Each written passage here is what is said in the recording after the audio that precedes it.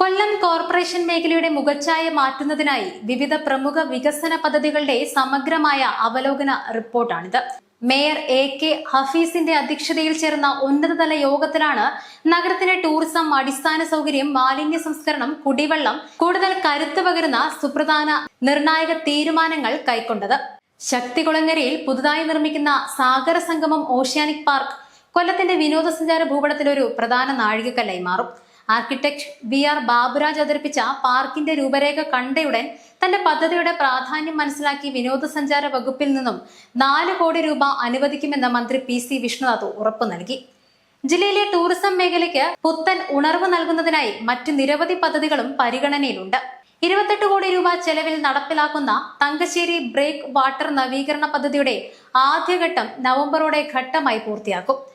അഷ്ടമുടിക്കായലിന്റെ നൈസർഗിക ഭംഗിയും ജൈവ വൈവിധ്യവും സംരക്ഷിച്ചുകൊണ്ടുള്ള സർക്കിട്ട് പദ്ധതിയുടെ നിർമ്മാണ പ്രവർത്തനങ്ങൾ അവസാന ഘട്ടത്തിലാണ്. തങ്കശ്ശേരി തിരുമുല്ലവാരം ടൂറിസ്റ്റ് സർക്കിട്ട് തീരദേശ ടൂറിസത്തിന് ഈ പദ്ധതിയുടെ പ്രാരംഭ നടപടികൾ അതിവേഗം പുരോഗമിച്ചു വരുന്നുണ്ട്. നഗരത്തിലെ ഗതാഗത കുരുക്കിന് പരിഹാരം കാണുന്നതിനും അടിസ്ഥാന സൗകര്യങ്ങൾ അത്യാധുനിക രീതിയിൽ നവീകരിക്കുന്നതിനും പ്രത്യേക പദ്ധതികളും പ്രഖ്യാപിച്ചിട്ടുണ്ട്. Chinnakada skyway urban park. ചിന്നക്കടയിലെ പഴയ ഉയരപ്പാത പൊളിച്ചു നീക്കി അവിടെ അത്യാധുനിക രീതിയിലുള്ള സ്കൈവേയും അർബൻ പാർക്കും നിർമ്മിക്കും. ഇത് നഗരമധ്യത്തിൽ ജനങ്ങൾക്ക് പ്രകൃതി രമണീയമായ അന്തരീക്ഷവും കാൽനടയാത്രക്കാർക്ക് മികച്ച സൗകര്യവും ഒരുക്കും. അതോടൊപ്പം പുള്ളിക്കടയിലെ ജനങ്ങളുടെ പുനരധിവാസം വേഗത്തിലാക്കാൻ മുഖ്യമന്ത്രിയും റെയിൽവേ ഉദ്യോഗസ്ഥരും പങ്കെടുക്കുന്ന പ്രത്യേകം യോഗം വിളിച്ചു ചേർത്തു. കല്ലുംതാഴത്തെ താൽക്കാലിക മേൽപ്പാലം നിർമ്മാണം വേഗത്തിലാക്കാൻ അടിയന്തര നടപടികളും സ്വീകരിക്കും. കൂടാതെ അഞ്ചാലമ്മൂട് ജംഗ്ഷനിലെ ഓഡിറ്റോറിയം 1 കോടി രൂപ മാറ്റി അത്യാധുനിക രീതിയിൽ നവീകരിക്കും. മലിനജല സംസ്കരണവും കുടിവെള്ള പദ്ധതികളും പ്ലാൻ ചെയ്തിട്ടുണ്ട്.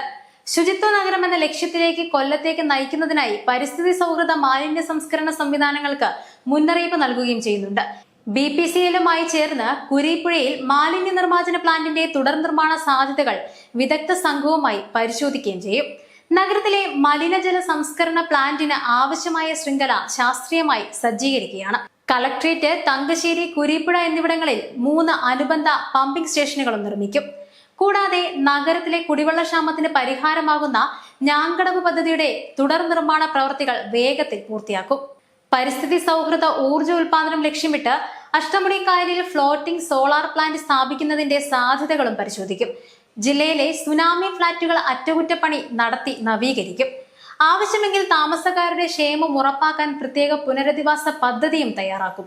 കോർപ്പറേഷൻ പരിധിയിൽ ശുചിത്വപൂർണമായ കശാപ്പ് കേന്ദ്രത്തിനും തെരുവ് നായ ശല്യം പരിഹരിക്കുന്നതിനുമായി ഡോഗ് ഷെൽട്ടറിന് അനുയോജ്യമായ സ്ഥലങ്ങൾ കണ്ടെത്തുകയും ചെയ്യും. കൊല്ലം നഗരത്തിന്റെ വികസനത്തിന് പൂർണ്ണ പിന്തുണ പ്രഖ്യാപിച്ച യോഗത്തിൽ മന്ത്രിമാരായ Shibu Baby John, PC Vishnunath, Bindu Krishna, NK Premachandran MP, Vishnu Mohan, deputy mayor Karumalil doctor Udaya Sukumaran എന്നിവർ പങ്കെടുത്തു.